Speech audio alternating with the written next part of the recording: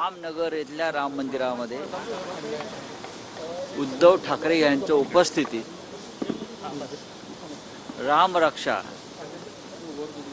हा एक उपक्रम, त्याचा दुसरा टप्पा आम्ही तिथे राबवतो. मुंबईत झालेला आहे, तयारी सुरू आहे. हा कार्यक्रम नागपुरात आहे आणि राज्याचे मुख्यमंत्री देवेंद्रजी यांच्या घरापासून हा कार्यक्रम जवळ आहे असं माझ्या का लक्षात आलं आमच्या. तेव्हा आमचं कर्तव्य आहे की राज्याच्या मुख्यमंत्र्यांना सुद्धा या कार्यक्रमास आमंत्रित करावं. मुख्यमंत्री म्हणून नव्हे तर एक रामभक्त म्हणून. कारण देवेंद्रजी वारंवार सांगत राहिले आहेत आणि आम्हाला त्याचा अभिमान आहे की 1992च्या अयोध्येच्या आंदोलनात करसेवेला ते स्वतः नागपुरातून अयोध्येला गेले होते करसेवा करायला. हे ते सांगतात अभिमानानं आणि त्याचा आम्हालाही गर्व आहे. त्याच्यामुळे अशा रामभक्ताला सुद्धा आम्ही आमंत्रित करावं ही आमची एक भूमिका आहे.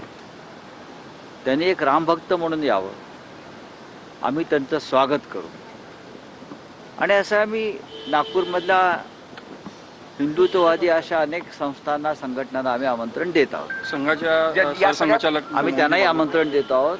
संघाचे इकडले जे प्रमुख पदाधिकारी आहेत किंवा हिंदुत्वाचं काम करणाऱ्या ज्या संस्था आहेत आम्ही त्यांनाही देऊ.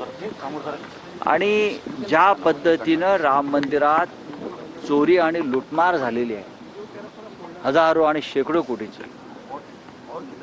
ती गोष्ट विश्वास आणि श्रद्धेला तडा देणारी आहे. आणि हा धक्का देवेंद्र फडणवीस यांना सुद्धा नक्कीच बसला असेल.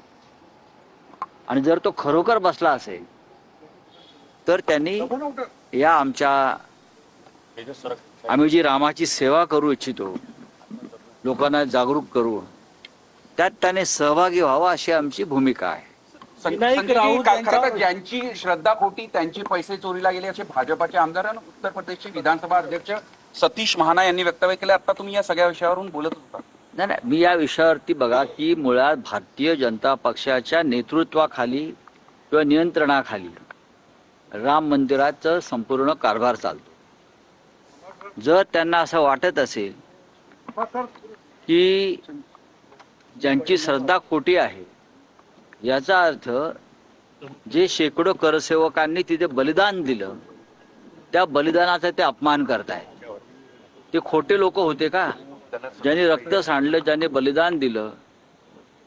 जर तुम्हाला राम मंदिरचा कारभार करणं जमत नसेल तर त्याच्या चाव्या आमच्यासारख्या हिंदुत्ववादी संघटनेकडे आणि संस्थेकडे द्याव्यात. आम्ही तुम्हाला राम मंदिराचा कारभार उत्तम प्रकारे करून दाखवतो. आज राम मंदिराचा चाव्या चोरांच्या हाती आहे आणि ही चोरांची भाषा आहे. ती जे महाशय बोलतात ही चोराची भाषा आहे आणि चोराच्या मनात चांदणं असतं त्या पद्धतीने ते बोलत आहे. क्या इसमें गोविंद गिरी महाराज जी की भी जांच होनी चाहिए? जिससे गोविंद गिरी महाराज जी का भी SIT को जांच करना चाहिए. क्या लग रहा है आपको? क्या ये जो महाराज है ये कानून से ऊपर है क्या? आप जिसका नाम ले रहे हो वो व्यक्ति कोषाध्यक्ष है राम मंदिर ट्रस्ट के, गोविंद गिरी जी, और उनके होते हुए राम मंदिर का कोष तिजोरी लूट गई है तो क्या उनकी जिम्मेदारी नहीं बनती? सबसे ज़्यादा जिम्मेदारी कोषाध्यक्ष की होती. अगर कोषाध्यक्ष गोविंद गिरी जी है और उनके होते हुए करोड़ों की लूट हुई है, SIT की रिपोर्ट में ये आया है, तो उनकी भी जांच होनी चाहिए. आप कहाँ सोए थे आँख बंद करके? आपकी जिम्मेदारी नहीं है वहाँ पहरा रखना, चौकीदारी करना, हिसाब किताब करना? मैंने सुना ये महाशय बोलते हैं कि हम पुणे से ऑडिटर भेजते थे. ये पुणे से ऑडिटर भेजने का काम है क्या? इतना बड़ा मंदिर है, देश की अस्मिता है, विश्व की अस्मिता है, हिंदुओं की अस्मिता है. हम लोगों ने बलिदान दिया है, हमारे लोगों ने, और आप बोलते हम पुणे से ऑडिटर भेजते थे. ये जो बोल रहा है ना विधानसभा का अध्यक्ष यूपी वाला, ये गोविंद गिरी जी के बारे में बोल रहा है. ये बताएं सर, मुख्यमंत्री जी को आपने चिट्ठी लिखी है क्या? संघ के नेताओं की भी चिट्ठी लिखी है हमने आपने? मुख्यमंत्री देवेंद्र फडणवीस जी को एक निमंत्रण दिया है, न्योता दिया है। नागपुर में 18 तारीख को जो हमारा राम रक्षा आंदोलन चलेगा, राम मंदिर के चोरी के खिलाफ, चढ़ावा चोरी के खिलाफ, लूटमार के खिलाफ। देवेंद्र जी राम भक्त है, देवेंद्र जी ने कर सेवा की है, ऐसा उनका कहना है। तो उनको भी दिल को ठेस पहुंची होगी ये चोरी होने के बाद। राम मंदिर में इतनी बड़ी चोरी चल रही है और आपके ही लोग हैं, तो आपको आंदोलन में आना होगा। संघ के विनायक लोगों को भी राऊत निमंत्रित यांच्यावर किया है अटकेची आपने। संघ टांगती के तलवार लोगों का भी आहे। कहा था आपने। हाँ? संघ के पदाधिकारी मोहन भागवत को भी चिट्ठी लिखी। जी हाँ, जिनको राम के बारे में आस्था है, हम सबको लिखेंगे, सबको इनवाइट करेंगे पर्सनली। आना नहीं आना उनकी मर्जी है, लेकिन हमारा कर्तव्य है, अगर नागपुर में उद्धव ठाकरे जी के उपस्थिति में ये कार्यक्रम हो रहा है तो सभी राम भक्तों को हम न्योता देंगे। गोविंदरावगिरी महाराजांचं असं म्हणणं आहे, मी पुण्यात राहत होतो, मी देशभर फिरतो, एकाही धंद्यादेशावर माझी सही नाही, तर मी राजीनामा देणार नाही असं त्यांनी जाहीर केलं। एवढं मंत्रिपदासारखं त्या खुर्चीला काय चिटकून बसताय तुम्ही, मला कळत नाही। आम्ही त्यांच्याकडे राजीनामा मागितलेला नाहीये, तेच वारंवार राजीनाम्याच्या गोष्टी करतायत। पण आपण या एवढ्या मोठ्या ट्रस्टचे, राम मंदिर ट्रस्टचा जो कोष आहे राम मंदिराचा, त्याचे आपण कोषाध्यक्ष आहात हे तरी आपल्याला माहिती आहे का? त्याच्यामुळे सगळ्यात जास्त जबाबदारी आपली आहे, कारण दरोडा जो पडलेला आहे तो त्या खजिन्यावर पडलेला आहे, ज्याला मराठीमध्ये खजिनदार म्हणतो आपण, ते कोषाध्यक्ष आहेत। तो खजिना लुटलाय तुमचा आणि तुम्ही म्हणता मी राजीनामा देणार नाही, कठीण आहे। खरं तर वारकरी लाखो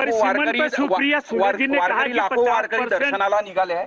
विठ्ठल रुक्मिणी मंदिरामध्ये व्हीआयपी दर्शनावरून गोंधळ, एकीकडे सुधीर मुनगंटीवार यांच्यासोबत आलेल्यांना दर्शन नाही घेऊ दिलं, तर गुलाबराव पाटील यांचे जे कार्यकर्ते होते ते मात्र जुगारून आतमध्ये दर्शनाला गेले नाही, ते त्यांचं हिंदुत्व वेगळ्या प्रकारचं आहे बरं का।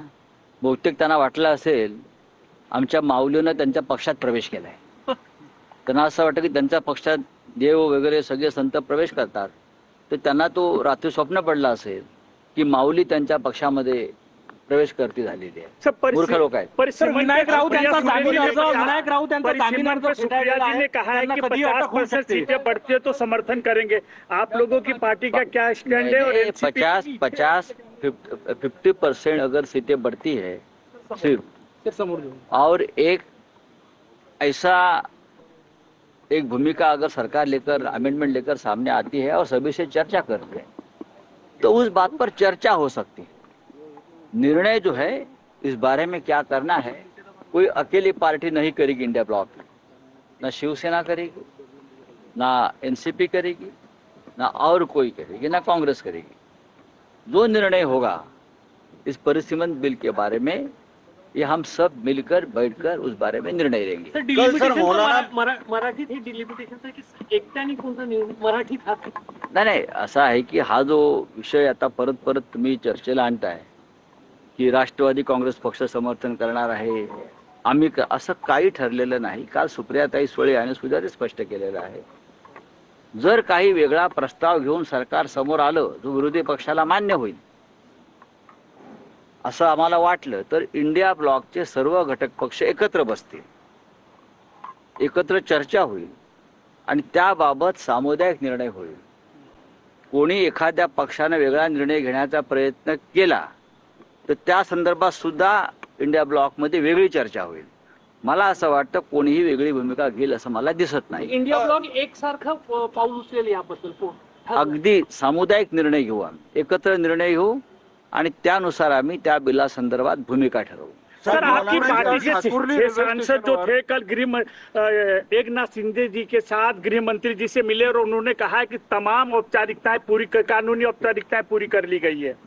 देखो, तमाम कानूनी औपचारिकता ये शब्द गलत है, तमाम गैर कानूनी औपचारिकता, तमाम गैर कानूनी औपचारिकता ये लोग पूरे करते हैं। कानूनी तौर पर ये तो किसी पार्टी में शामिल नहीं हो सकते, टूट भी नहीं सकते, ये कानून कहता है। तो कानूनी औपचारिकता क्या है?